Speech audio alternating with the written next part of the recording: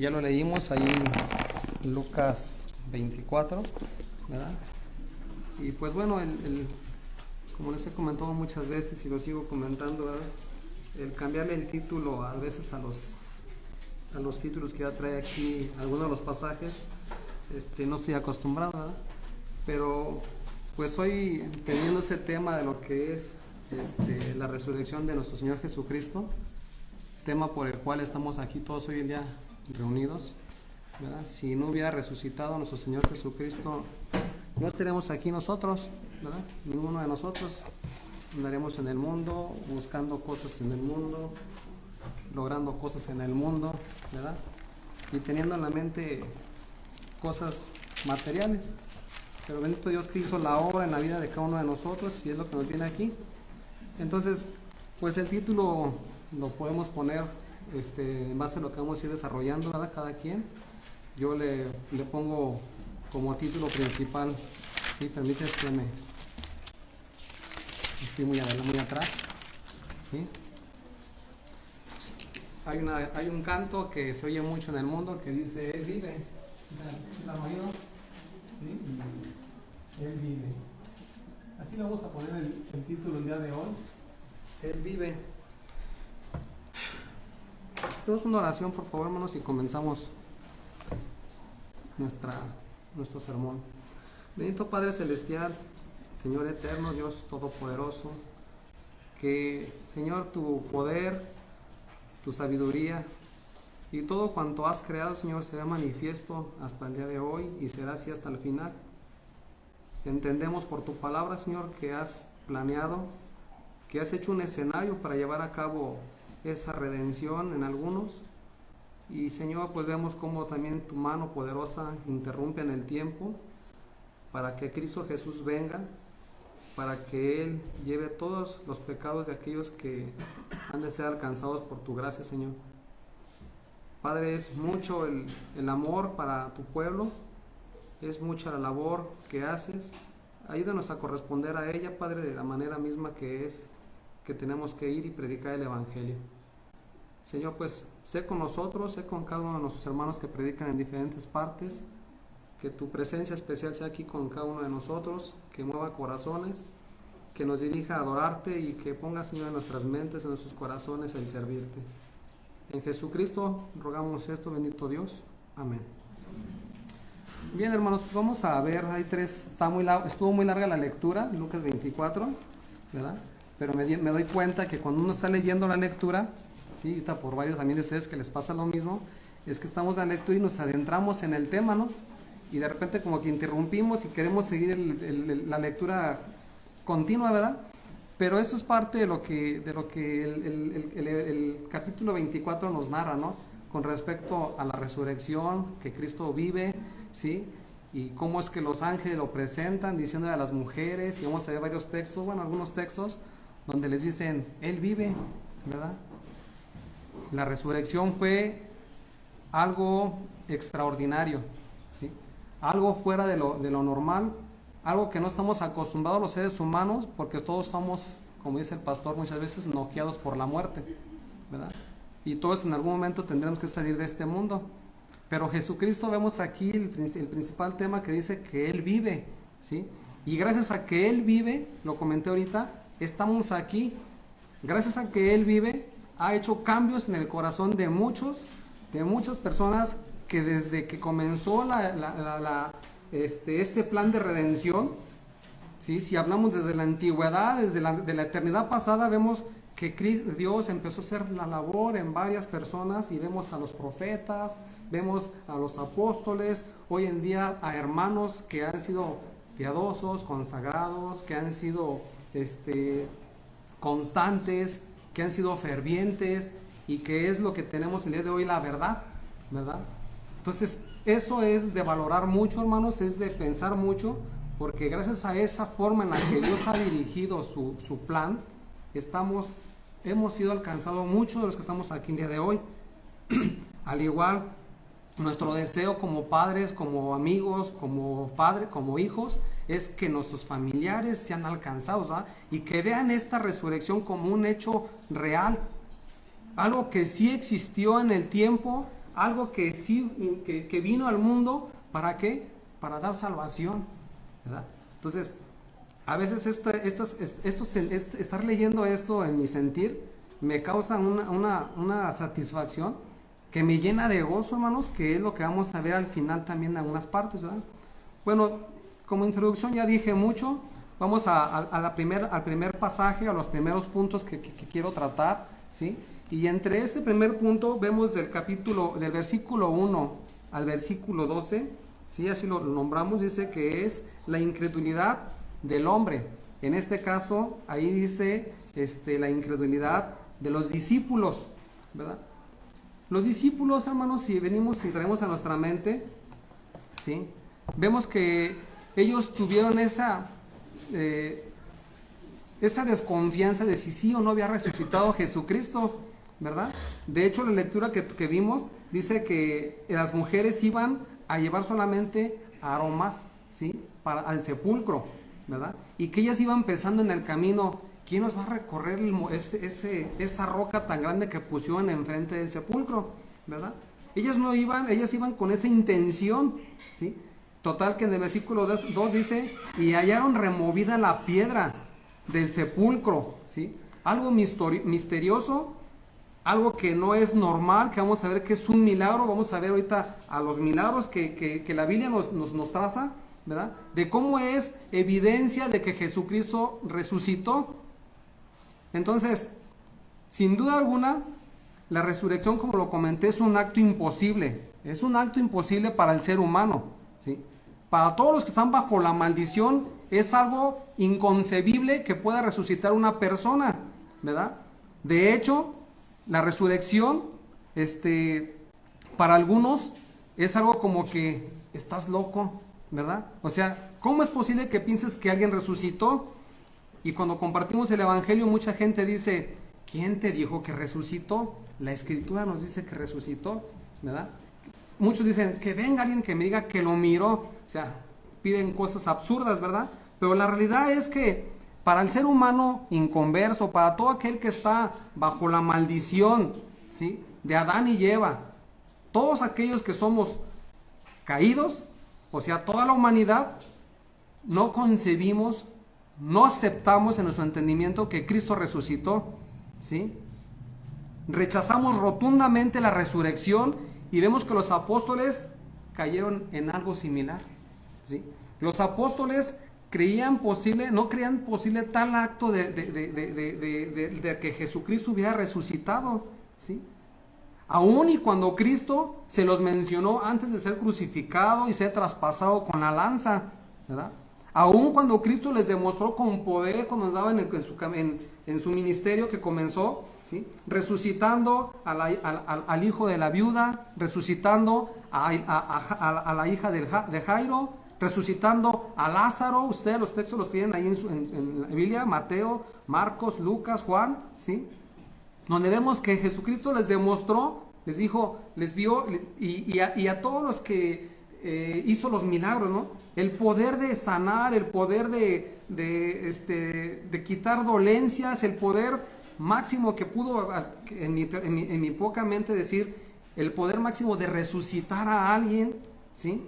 Viene a mi mente cuando fue este hombre y decirle que su hija estaba enferma, llega a su casa, está muerta, se burlan de Jesucristo, las personas están allí diciendo, dice Cristo, está dormida, y dice la gente, se ríe de él, ¿verdad?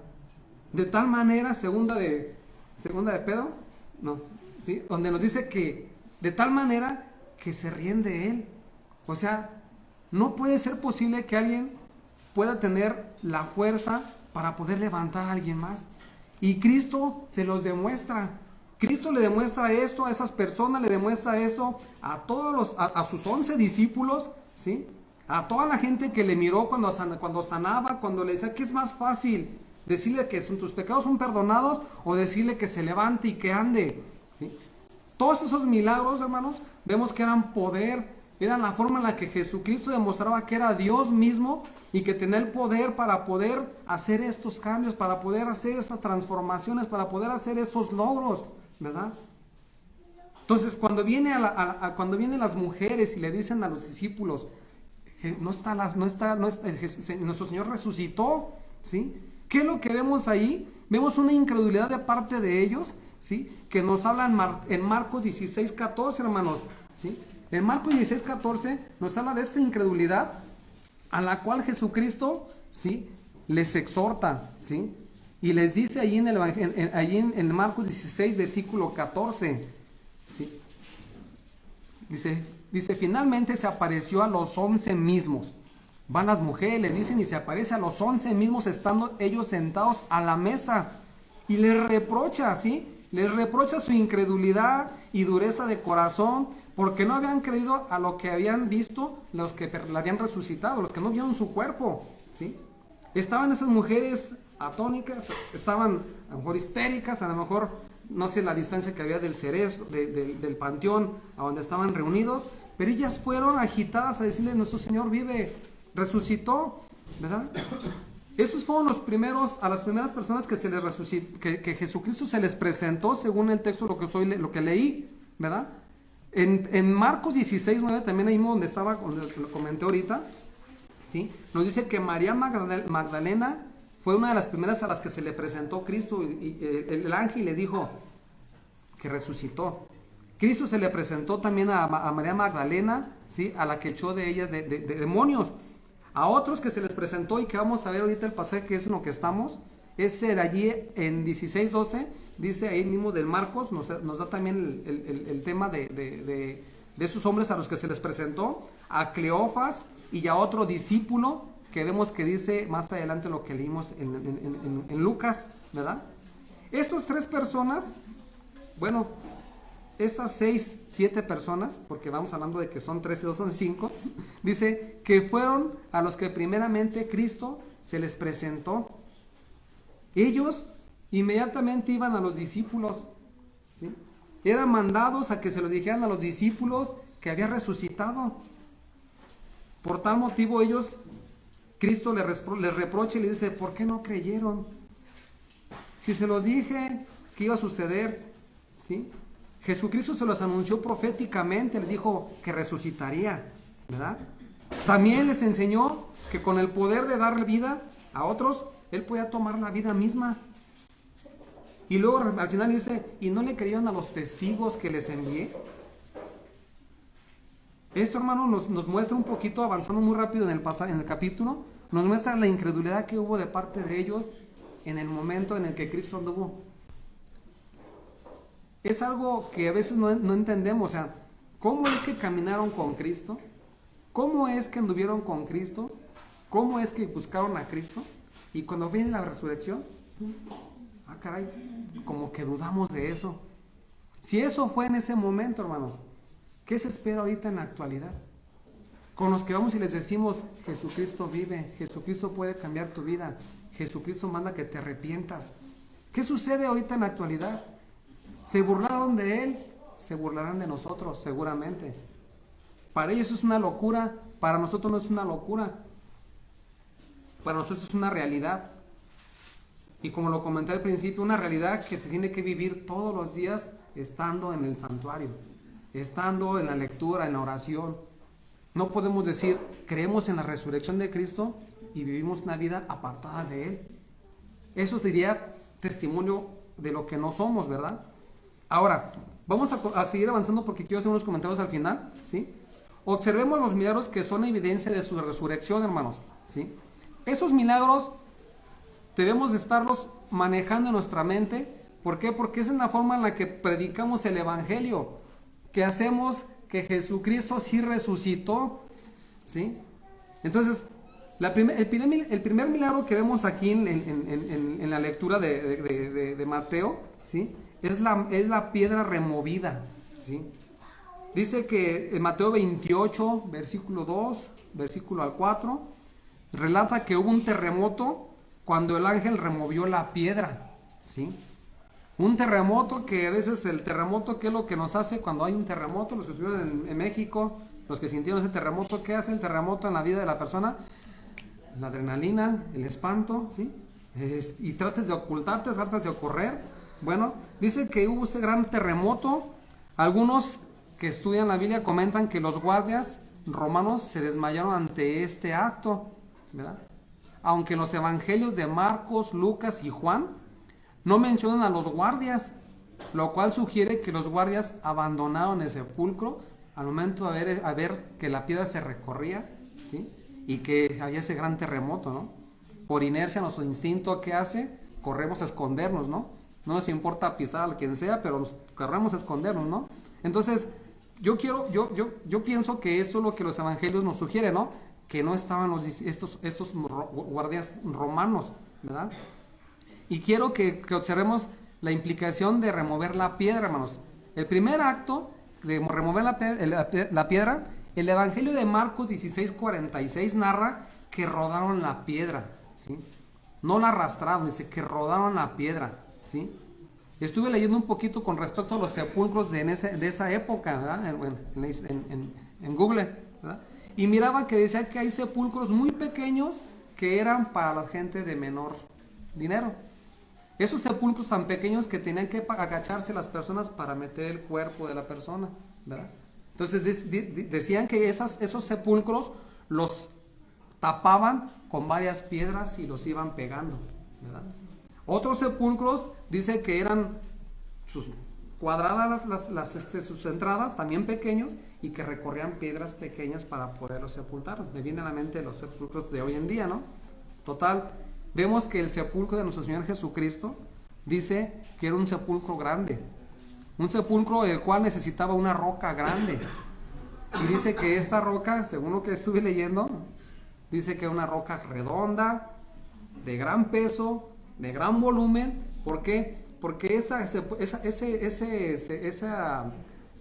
tumba era diseñada para José de Arimatea, si usted lee en la escritura, ¿verdad? Y vemos que dice que ese José de Arimatea la tumba era diseñada para toda su familia. Entonces tenía que ser removida la piedra cada que fallecía uno de ellos y enterrada. Entonces tenía que ser una piedra que pudiera soportar, ¿verdad? En el caso de nuestro Señor Jesucristo, como comento, allí fue sepultado, ¿sí? Y esa gran piedra que vemos dice que fue allí tapada. Entonces, ¿qué es lo que menciona allí en Marcos 24, ¿no? de esta tumba? Ahora, este primer milagro, hermanos, de remover la piedra, es evidencia palpable para hoy en día, ya que remover la piedra, hermanos, se necesitaría haber tenido varias personas que la pudieran recorrer. Y vemos aquí que no hubo nadie, solamente las mujeres llegaron y acababa de ser recorrido, o habían recorrido la tumba, la piedra, ¿sí? Lo cual indica, hermanos, que algo sobrenatural, que es lo que dice la escritura, que los ángeles removió en esa piedra, ¿verdad? Esa gran roca. Lo dice en Marcos 16, versículo 5, menciona que estas personas, María, Juana y Magdalena, dice que ellos cuando entraron al sepulcro vieron a un hombre, a un joven, dice, con vestiduras blancas, ¿verdad? Que era un ángel que estaba allí. En Lucas 4:24, hermanos, en la lectura que tuvimos el día de hoy, nos menciona que había dos varones. Había una diferencia allí. Unos decían, el Marcos decía que había un joven allá adentro con vestiduras blancas, y Lucas 24:24 dice que habían dos varones con vestiduras resplandecientes, ¿verdad? Ambos relatos, hermanos, son conciliables, ya que los 4 evangelios que tenemos reconcilian relatos o recopilan relatos que dan más luz a los hechos que fueron en el momento, ¿verdad? Por ejemplo, en Lucas 24:4 narra que los ángeles se aparecieron de repente estando las mujeres dentro del sepulcro. Así lo narra. Y en Marcos 16:5 narra que ellas entraron y vieron a un joven sentado a la derecha, ¿verdad? Lo que podemos observar en los relatos es la intervención de ángeles, la piedra removida, la tumba vacía, ¿sí? Y que Cristo ya no estaba, su cuerpo había resucitado, ¿sí? De tal manera que los evangelios nos muestran el mismo milagro. Y es un ejemplo de cómo es hoy en día, ¿no? Un ejemplo de cómo cuando somos testigos de algo, ¿sí? De un pleito, de un robo, que vienen y te dicen, ¿usted qué miró? No, pues yo miré que eran como las 12 de la noche cuando sucedió esto. ¿Y usted qué miró? No, pues yo miré que eran altas horas de la noche. Y dices, bueno, coincide, ¿verdad? De esta forma, los relatos de los evangelios nos hablan de esos relatos que al final presentan que Cristo resucitó, y ese punto lo narran los 4 evangelios, ¿sí? Dando evidencias de que Jesucristo había resucitado. Ahora, tanto la Escritura como ser testigos de un relato, ¿sí? ¿Con qué le compete a la persona para saber que estamos leyendo la verdad? Es indagar. Tenemos que indagar en la Escritura, hermanos. Tenemos que ver la Escritura, los 4 evangelios, tenemos que ir viendo a la Escritura para saber que realmente nos están presentando la evidencia de que Jesucristo vive, ¿sí? Ese es el punto crucial a todo lo que acabo de decir. Si los aburrí, los dormí, el punto crucial es: Cristo vive, ¿sí? Y los 4 evangelios nos lo muestran diciendo: Jesucristo resucitó, ¿sí? Entonces, por lo cual observamos que Pedro fue al sepulcro porque no creyó, ¿sí? A ver si era verdad lo que María Magdalena, Juana, María la madre de Jesús decían. Ellos, su incredulidad, dicen: vamos a ver, vamos al sepulcro, vamos a constatar que sí, que Jesucristo ya no está allí, que ya resucitó, ¿verdad? Y así el capítulo de Lucas 24, versículo 12 narra que Pedro corrió al sepulcro, ¿sí? En Juan 22 narra que Pedro y otro discípulo, dice que Juan, corrieron al sepulcro, ¿verdad?, a indagar, a ver si es cierto que había sucedido este milagro de que Jesucristo había resucitado, ¿verdad? Como ya comentamos, se concilia la narración, ya que corrieron al sepulcro los 2 o 1, ¿verdad? Y corrieron a constatar que Jesucristo había resucitado, ¿sí? La incredulidad de Pedro y de Juan les hizo ir al sepulcro, ¿sí?, a constatar que efectivamente el cuerpo de Cristo no estaba, sino solamente que encontraban, hermanos, los lienzos y el sudario. Y esa es otra evidencia de otro milagro de lo que sucedió aquí en la resurrección de nuestro Señor. Lo impresionante del relato, hermanos, es que no estaban desbaratados los lienzos, no estaban rotos el sudario, sino que todo estaba intacto, ¿sí? Y esto nos muestra el milagro de la resurrección de Cristo, ya que muestra un cuerpo glorificado, un cuerpo que pudo traspasar los lienzos, ¿sí? Como también más adelante leemos que también pudo traspasar la casa en la que estaban todos reunidos, los 11. La verdad, hermanos, es que este cuerpo glorificado, dice, concluyo que este cuerpo glorificado, comentando que cada milagro que son anclas de nuestra fe para el nacido de nuevo. Un cuerpo glorificado que pudo traspasar. Y vamos a ver más evidencias de este cuerpo glorificado, ¿sí?, que nuestro Señor Jesucristo adquirió o que tuvo, ¿sí? Ahora, no abundando más en este tema, vamos a la narración de los discípulos que caminaban rumbo a Emaús, ¿verdad?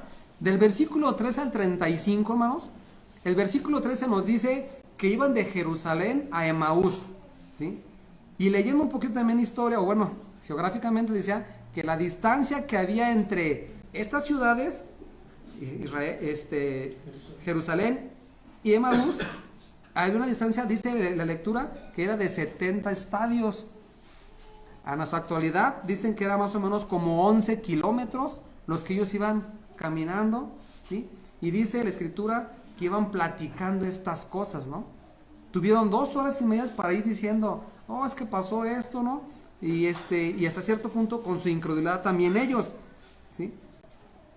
Entonces, dice el versículo 14 que iban platicando este acontecimiento, la resurrección de Jesucristo. El versículo 15 dice que entre su plática iban, ¿qué?, discutiendo, ¿sí? Tal vez alguno de ellos fue más incrédulo y se oponía a la resurrección, y el otro, que posiblemente fue Cleofas, que es el que se nos da su nombre en la escritura, aceptaba un poquito, concebía que la resurrección tenía que llevarse a cabo, ¿no? Porque Jesucristo se los había dicho, ¿verdad? Entonces, de esa forma, dice que ellos iban discutiendo. Sí, me los imaginaba caminando, discutiendo. No, ¿cómo crees? ¿Estás loco? ¿Cómo crees que va a resucitar? Que resucitó, ¿sí? Y ahí iban discutiendo. Cuando de repente dice el versículo 22, en el versículo, déjenme lo veo, Dice que se presenta a Cristo y se mete con ellos a platicar, en esta plática, ¿sí? Y les pregunta, ¿qué pláticas son esas que llevan? Dice, o sea, o sea, ¿de qué platican? ¿Verdad? Y dice, nos ha asombrado, dice ahí en Lucas 24, versículo 22, Cleofas le dice, nos han asombrado unas mujeres entre nosotros, dice, que dieron aviso de que no hallaron su cuerpo, y dicen que vieron ángeles allí. Y vuelve a repetir esta frase en el versículo 24, dice, y fueron algunos, dice, de nosotros. Quiero señalar esta parte, porque Cleofas se consideraba uno de los discípulos, y dice, y fueron algunos de nosotros, y hallaron así como las mujeres habían dicho, encontraron la tumba vacía. De tal manera que podemos deducir que Cleofas tenía conocimiento de la profecía de que el Mesías resucitaría. Este Cleofas y el otro discípulo, la escritura nos dice en el versículo 16 que sus ojos estaban velados porque no vieron a Jesucristo. Jesucristo se acerca en la plática, ¿sí? Y ellos no entendieron que era Jesucristo. Siguieron su camino, llegaron hasta su casa. Y el versículo 31 dice que la escritura, hasta el versículo 31 nos enseña que sus ojos fueron abiertos, ¿sí? Ellos no le pudieron reconocer en el camino que llevaban, sino que le reconocieron porque, según ahí, en el versículo de Juan 20, 16, dice que le conocieron cuando vieron que partió el pan, que lo bendijo y lo dio. Dice que hasta ese momento sus ojos fueron abiertos y dijeron, nuestro Señor vive, resucitó. Y misteriosamente, ¿qué sucedió? Desapareció de la presencia de ellos, ¿verdad? Entonces algunos teólogos, algunos estudiosos de la Biblia dicen que no le reconocieron porque su cuerpo había sido glorificado, ¿verdad? Y Apocalipsis 1 del 13 al 16 señala su nueva apariencia, ¿sí? En el versículo 13 nos señala, dice que era uno semejante al Hijo del Hombre, ¿verdad? En el versículo 14 de también el mismo capítulo dice que su cabeza y sus cabellos eran blancos, sus ojos como llama de fuego. Y en el versículo 16 dice que su rostro era como el sol. Había habido una transformación en nuestro Señor Jesucristo que no le reconocieron. Al igual María tampoco le reconoció cuando le miró, ¿verdad? Su nuevo cuerpo, como ya comenté, podía traspasar objetos, ¿verdad? Su nuevo cuerpo también podía recorrer grandes distancias en un instante, como transportarse, ¿sí? O dicen hoy en día, teletransportarse, ¿verdad? También su cuerpo regenerado, su cuerpo glorificado, pudo vencer la fuerza de gravedad y ascender al cielo, ¿verdad? Cosas fuera de lo normal para nuestras capacidades, ¿verdad? Que es lo que Jesucristo, nuestro Dios, obtuvo, ¿sí? Sin embargo, era su propio cuerpo, hermanos, ¿sí? No era un cuerpo que hubiera sido, como decían, un cuerpo como un ángel o como un fantasma, ¿verdad? Porque el mismo Cristo les dice, no, vean mis manos, vean mis pies, vean mi costado, ¿sí? Es mi mismo cuerpo que fue atormentado, que fue dado porque tenía el plan de redención, ¿verdad? Y ahí podemos abundar mucho en este tema, en este punto, ¿verdad? Porque hasta cantos hay de cómo es que Él su vida dio, ¿verdad? Y dice el canto, ¿y tú qué dices por mí? ¿Verdad? Entonces, este cuerpo glorificado, que era el mismo, ¿sí? Nos narra en el versículo 33, del 36 al 43, esta forma en la que Cristo fue glorificado. Vamos a llegar a ese punto más adelante. Pero antes de pasar a esos versículos, observemos el versículo 32, versículo 35, hermanos, por favor, lo leemos. Versículo 32 al 35 de Lucas 24.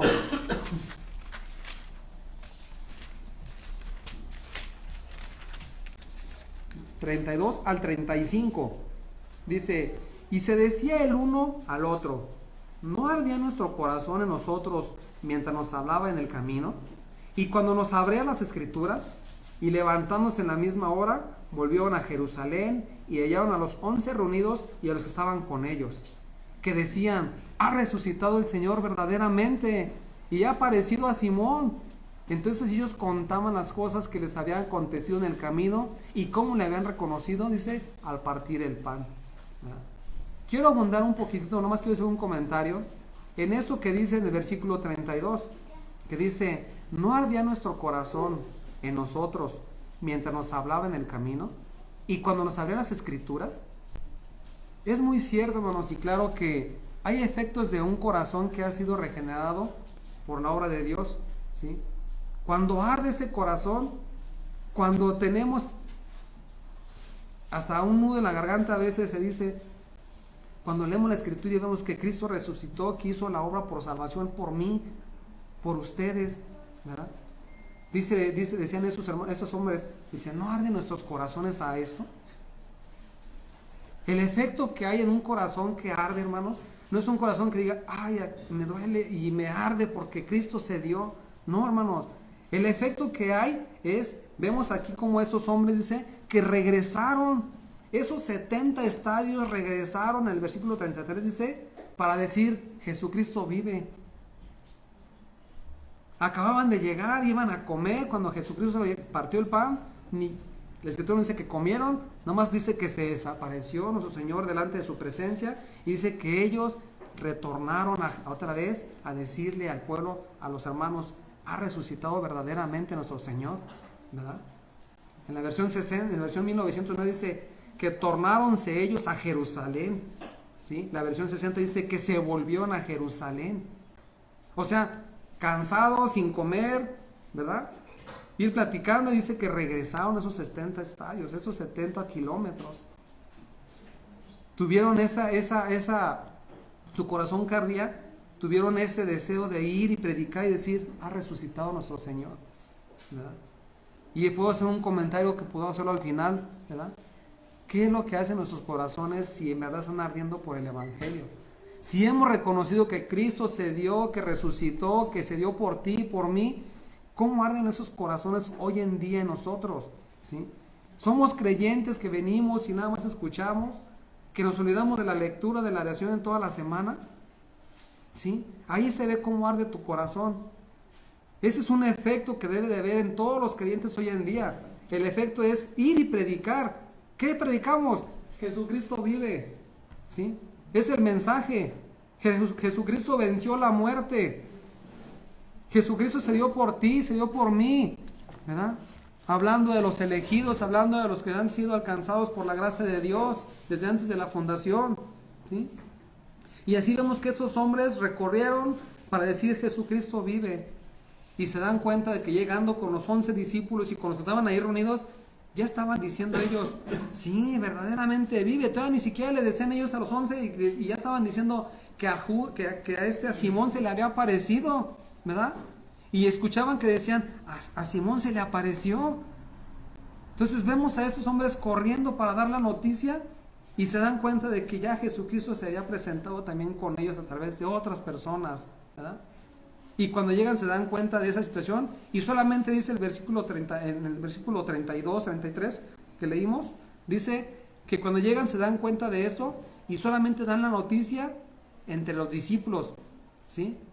Dan la noticia de que Jesucristo, que lo habían visto, que caminó con ellos, que comió el pan con ellos y que le reconocieron hasta que vieron cómo partió el pan y se los dio. Esto, hermanos, nos habla de cómo es que la persona, el creyente verdadero, ¿sí?, deja a un lado las cosas del mundo, deja a un lado por vivir para Dios, para vivir para Cristo, ¿sí? De tal manera, hermanos, que fueron abiertos sus ojos hasta que vieron esta acción de sentarse y de participar del pan y de la comida con Él. ¿Qué es lo que hacemos los creyentes, hermanos, para que nuestros ojos sean abiertos? ¿Qué es lo que tenemos que ver en la Escritura? Tenemos que acudir a la Escritura, hermanos. Nuestros ojos van a ser abiertos cada vez más y más y más en entendimiento cuando venimos a la Escritura, cuando oramos a Dios, cuando pedimos que Dios abra nuestro entendimiento para escudriñar, para hacer profundidades en la Escritura, para poder allí, como decía un predicador hace años, meterse lo más profundo del mar para poder allí ver las cosas grandes que tiene nuestro Dios en la Escritura, ¿verdad?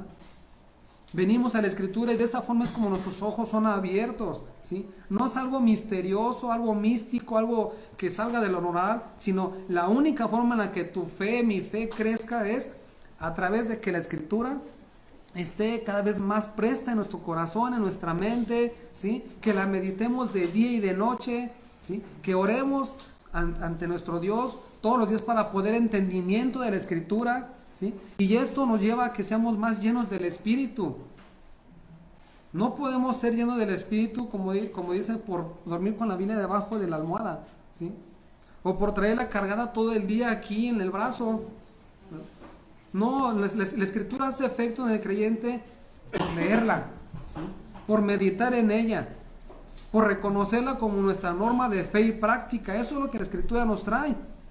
De esta forma es como estos grandes hombres, Pedro, Juan, todos los apóstoles, ¿sí? Fueron y escribieron que es el mensaje de que Jesucristo vive en los 4 evangelios, ¿sí?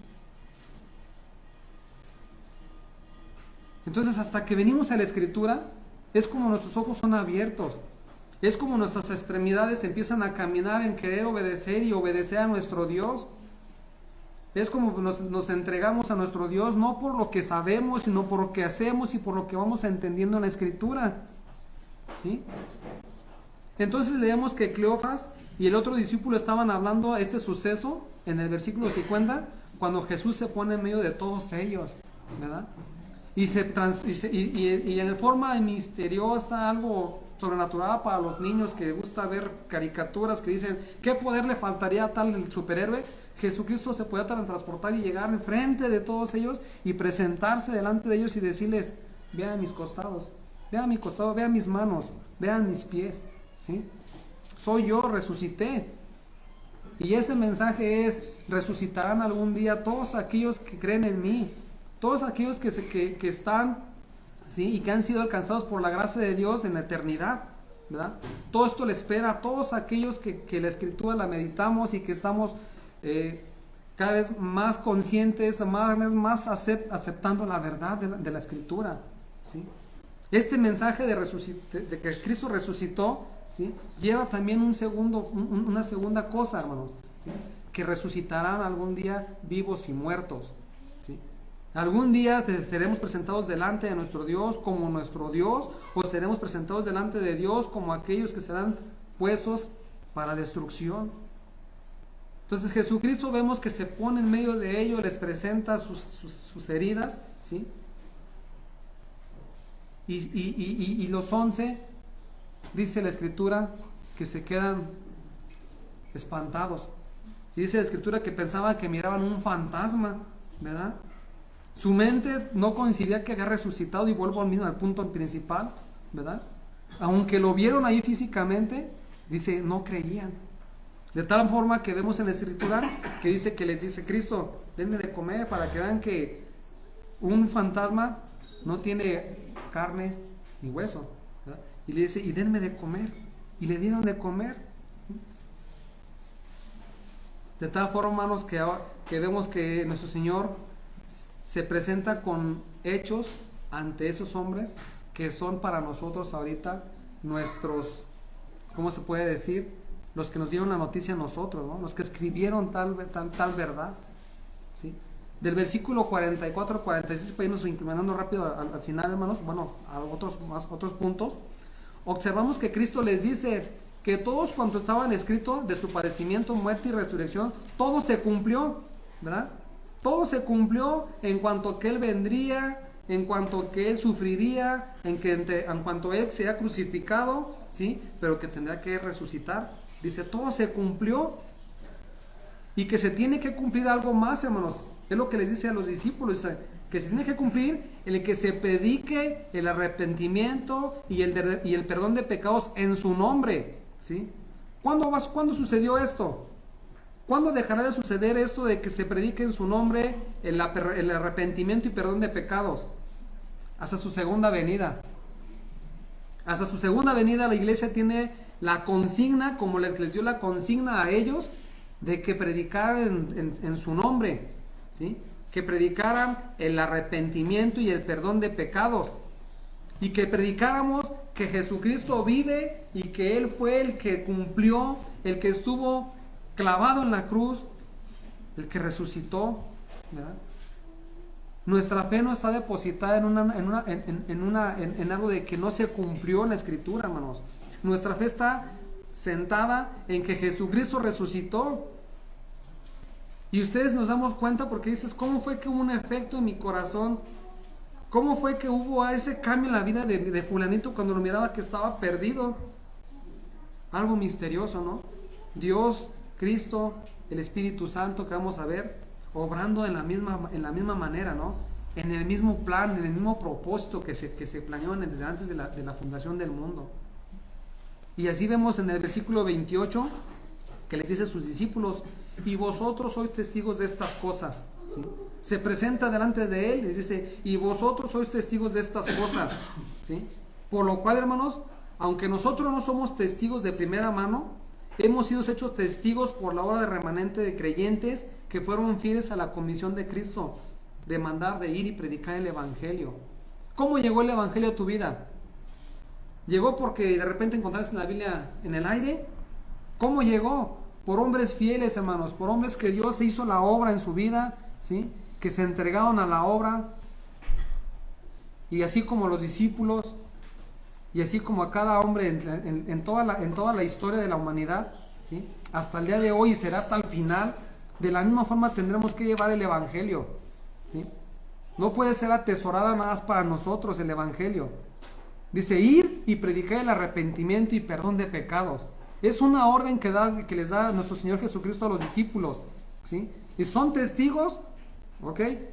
Les demando que vayan y prediquen el arrepentimiento y el perdón de pecados. Esto, hermanos, como lo comento, fue una consigna para la iglesia. Es una consigna todavía para nosotros hoy en día, ¿sí? Junto con esta consigna que les da, Cristo les prometió a todos que estaría con todos los que estaban reunidos, ¿sí? Les dice, y estaré con ustedes hasta el fin del mundo, ¿sí? Versículo 49-50, algo así. Antes de su ascensión, les dice que enviará la promesa del Padre, ¿sí? Les dice, es decir, el Espíritu Santo. Jesucristo dice, resucité, estoy con ustedes, les encomiendo que prediquen, ¿sí? Y les dice, y estaré con ustedes hasta el final del mundo.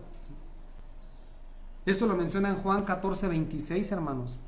Les dice, mas el Consolador, el Espíritu Santo, a quien el Padre enviará en mi nombre, Él os enseñará todas las cosas y os recordará todo lo que yo os he dicho, ¿sí? Entonces, observamos que la promesa de enviar al Espíritu Santo es hecha por Dios Padre, ¿sí? Esta promesa dice que viene hecha por Dios Padre, y lo que siempre hemos señalado, ¿no? En el plan de redención que tenemos antes de la fundación del mundo, ¿sí? En la eternidad pasada, el plan fue hecho por el Padre, el Hijo y el Espíritu Santo, ¿sí?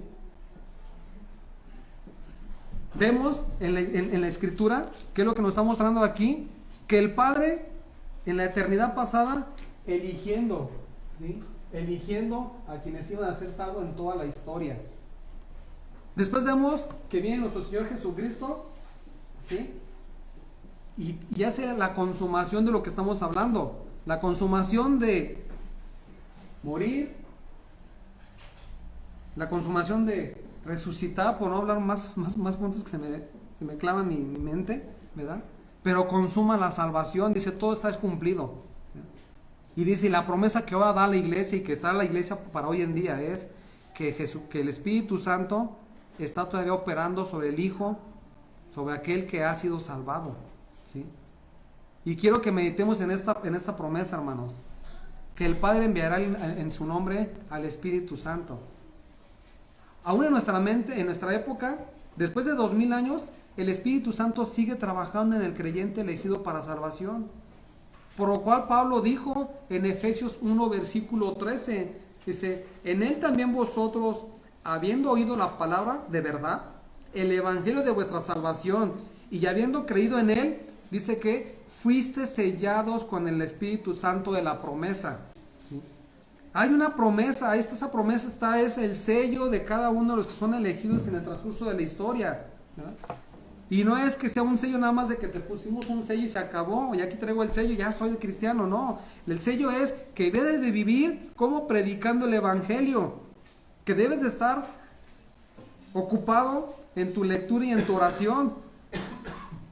Esta promesa es para todas las generaciones hasta el fin del mundo, así lo dice Cristo, ¿no? Y hasta su segunda venida. Ahora quiero llegar rápido a los versículos 50 al 53, hermanos, ¿sí? Se me está yendo el tiempo. Dice 50 al 53. Dice, vemos la ascensión de Cristo en nuestros versículos. Y continúa la narración del capítulo en el versículo 50 con muestras de que Cristo los llevó a Betania, ¿verdad? Perdón, me voy muy rápido. Vemos que en la narración dice que se presenta ante ellos y dice que de allí los saca y los lleva hasta Betania, ¿sí? Y en Betania, que estaba a 3 kilómetros de Jerusalén, dice, este pueblo de Betania estaba frente al pueblo de Betagé. O sea, eran dos pueblos, estaba el pueblo de Betania, ¿sí? Betagé, ¿sí? Y dice que enfrente estaba el monte de los Olivos, ¿verdad? Israel, ¿sí? Que era parte de todo este pueblo, de esta geográficamente, ¿sí? Dice que los llevó hasta ese lugar, ¿sí? Hasta el monte, hasta Betagé. Dice que ellos, en este monte, en el de los Olivos, Jesucristo acudía muy constantemente a orar, según Mateo 24:13 es lo que leemos ahí. De este pueblo Betania era María, Marta y Lázaro, ¿verdad? En Juan versículo 11 al 1 no lo narra, ¿sí? Solo lo comento como referencia. Observamos que la escritura nos muestra que alzando sus manos los bendijo, ahí en versículo 50 su ascensión. Y aconteció, dice versículo 51, que bendiciéndolos se separó de ellos y fue llevado arriba al cielo, ¿sí? Normalmente en las apariciones que Jesucristo hizo a sus discípulos, hermanos, ¿sí? Era de que se aparecía y de repente se desaparecía delante de su presencia, ¿verdad? Aquí no, aquí vemos que dice que ellos vieron cómo ascendió al cielo, ¿sí?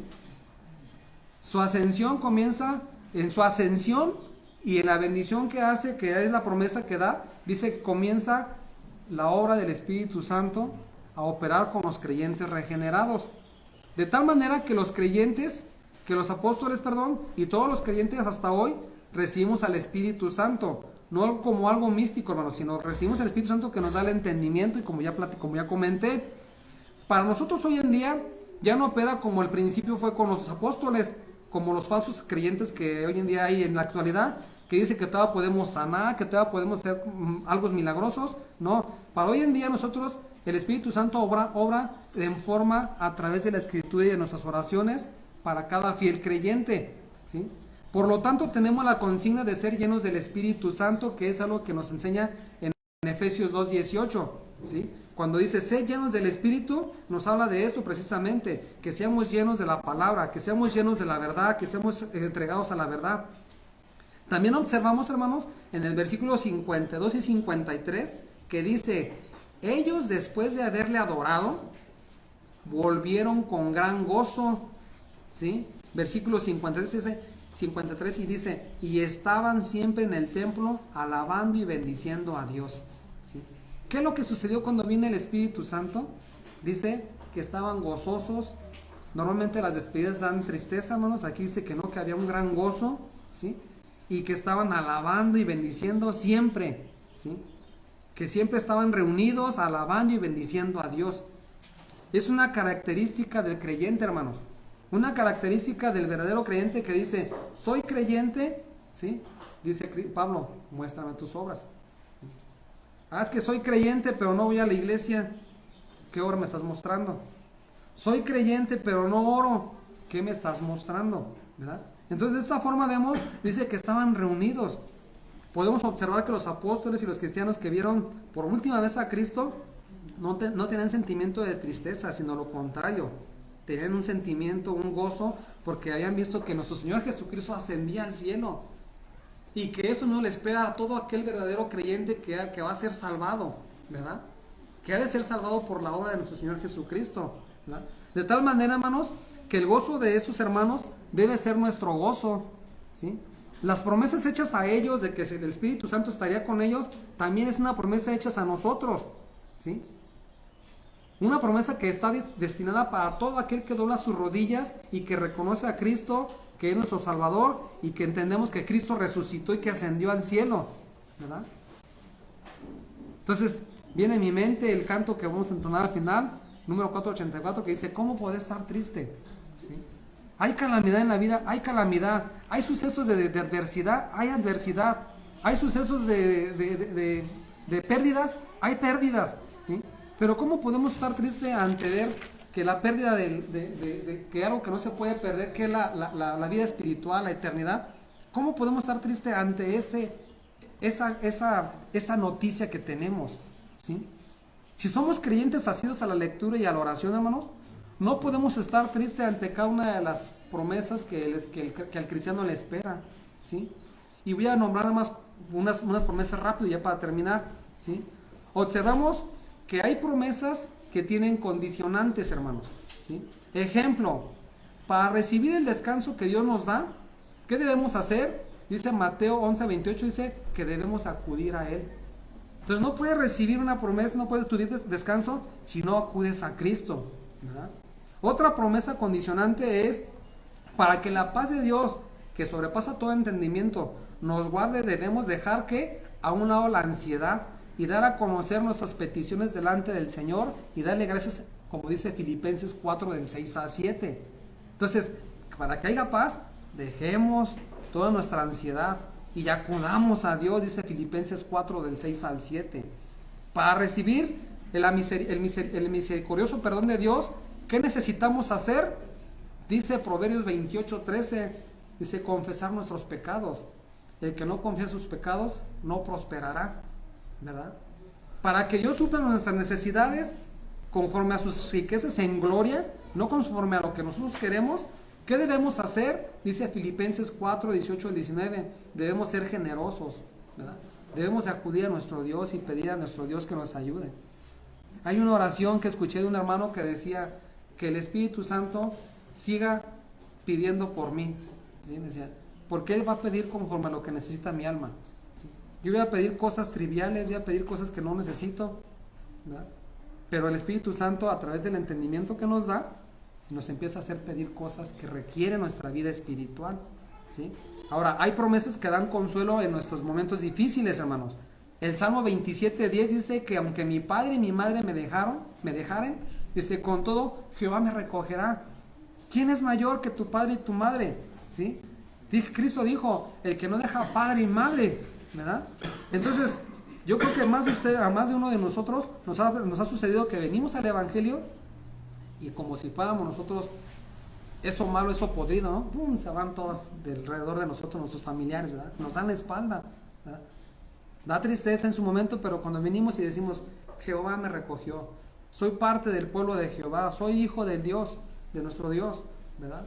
Isaías 41:10 dice, no temas porque yo estoy contigo, no desmayes porque yo soy tu Dios, que te esfuerzo, siempre te ayudaré, siempre te sustentaré con la diestra de mi justicia.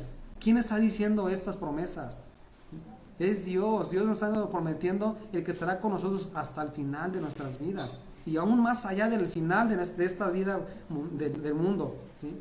Mateo 28:20 dice, he aquí yo estoy con vosotros todos los días hasta el fin del mundo. ¿Qué mayor promesa quisiéramos tener, hermanos?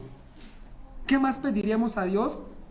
Que su presencia, que su espíritu, que su palabra, ¿sí? Que esté en nuestra mente, en nuestro corazón todos los días. Si vienen calamidades y tenemos a Dios en nuestras vidas, hermanos, seguro que las pasaremos. Seguro que no tendremos que andar buscando con mi compadre, mi comadre, a ver si me da un consejo. La Escritura nos enseña todo esto, hermanos. Nos da cada vez más una fe más firme, más fuerte, ¿sí? Entonces, de esta manera, hermanos, quiero concluir nada más con 4 comentarios. Iba a decir que con 20 comentarios, pero no, ¿verdad? Con 4 comentarios, hermanos, ¿sí? Con respecto al primer punto de la incredulidad, es un hecho que se requiere un cambio de corazón para creer que Cristo resucitó. Si no hay un cambio nuevo, hermanos, si no hay un corazón nuevo, no podemos nosotros por nuestra naturaleza creer o apercibir que Cristo resucitó. Esa es una obra del Espíritu Santo nada más, hermano, que hace en el creyente que está elegido para salvación, como dice 1 Corintios 2, versículo 14. Lo pueden leer en sus casas, ¿verdad? Se requiere un corazón nuevo. ¿Para qué? Para que entendamos que Cristo resucitó. Con respecto al segundo punto, dice, son muy claras las evidencias que la Escritura nos narra con respecto a la resurrección. Son más que suficientes para confiar en Cristo y en su resurrección para cada elegido. Sin embargo, debemos dar evidencias de que sí creemos en la resurrección. Y la mejor evidencia es lo presto que somos para vivir en santidad y mortificación de pecados, en ir y predicar el Evangelio, ¿verdad? Pues nos podemos presentar aquí y decir, tengo la cara del santo. Dice otro predicador allá en Irapuato, dice, llego a la iglesia y me pongo la cara del santo. Dice, salgo de la iglesia y me pongo la cara del Blue Demon. Dice, y en el mundo me comporto con esta máscara, ¿verdad? Y de esa forma, dice, es como muchos creyentes creen que creen en Cristo. En realidad, vivir en Cristo es vivir una vida en santidad, en mortificación de pecados, desde que entendemos que Cristo nos salvó, ¿verdad? Tercer punto, todas las despedidas de seres queridos nos traen tristeza, sin duda alguna. Pero a la ascensión de Cristo, cuando se despidió de los discípulos, exclamó bendición, y fue el comienzo de que el Espíritu Santo trajera al consuelo y ánimo para todo aquel creyente que ha sido comprado por la sangre de Cristo. Cuando venimos otra vez, hermano, repito, venimos a la Escritura, cualquier calamidad, la Escritura nos trae paz. Y si ustedes han vivido eso, vamos por buen camino. Cuarto punto, hermanos, su comentario. Observamos promesas que están implícitas la acción, que es lo que comentaba. Hay promesas que están implícitas el que obedezcamos para recibirlas. Y también hay promesas que son de ayuda y consuelo para nuestras vidas cristianas. Pero es necesario escudriñar las Escrituras para estar apercibidos de cada una de esas promesas, ¿verdad? Dice una persona, dice que estaba triste, no recuerdo qué calamidad tenía en su momento, pero no recordaba las promesas de la Escritura. Es como decirle que si no lees la Escritura, que si no te puedes asir de las promesas que la Escritura nos da, ¿sí? ¿Cómo podremos vivir una vida consagrada a nuestro Dios? ¿Sí? Entonces, va de la mano todo esto, hermanos. No sé si lo pude transmitir como lo siento en mi corazón, ¿verdad? Pero en la realidad va de la mano el hecho de que Jesucristo resucitó, que hizo la obra en tu vida, ¿sí? Va de la mano como que viene el Espíritu Santo a tu vida para que te dé entendimiento, como va de la mano el que nosotros tenemos que tener esa, ¿cómo se puede decir? Nuestro deber de leer para poder ser verdaderos creyentes, que afrontemos cualquier calamidad y que veamos la eternidad como algo que ya está cerca, ¿sí?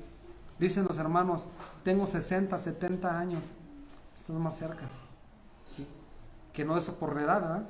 Pero decidimos, están más cerca de que estemos en delante de la presencia de nuestro Dios, y debemos de estar de esa forma apercibidos con las promesas, confiando en que llegará ese día en que subamos ante la presencia de nuestro Dios, ¿verdad? Hermanos, pues hay muchas cosas más comentadas aquí, brinqué muchos versículos, traté de culminarlo en el tiempo más o menos, y pues vamos a pedir a Dios su ayuda para que ustedes escudriñen esos textos en sus casas y que mediten cada vez más en esos evangelios. ¿Me acompañan a orar, por favor, hermanos? Bendito Dios, nuestro Padre Celestial, Señor, sin duda alguna, Señor, cada que venimos a tu palabra y nos muestras estas promesas, nos muestras estos logros que ya están hechos y que están para cada uno de tus hijos, son aliento, Señor, son ánimo para nuestra fe. Ayúdanos a confiar en ellos cada vez más. Ayúdanos a asirnos más de tu palabra. Concédenos que el Espíritu Santo siga obrando en nosotros, que tu palabra siga dirigiéndonos a adorarte a ti con todo nuestro entendimiento, con todo nuestro ser. Y bendice, Señor, a los que no te conocen aún. Dale, Señor, ese corazón nuevo, esa nueva vida, para que te reconozcan que has resucitado. Enséñales, Padre eterno, que tienen la necesidad de ti, porque tú mandas que se arrepientan. Y ayúdanos a los que vamos caminando, Señor, en que tenemos que cada vez más predicar esto con nuestras vidas, Padre. Ayúdanos a sentir desde lo más profundo de nuestro corazón el deseo de servirte, de entregarnos a ti, de amarte sobre todas las cosas, Señor bendito.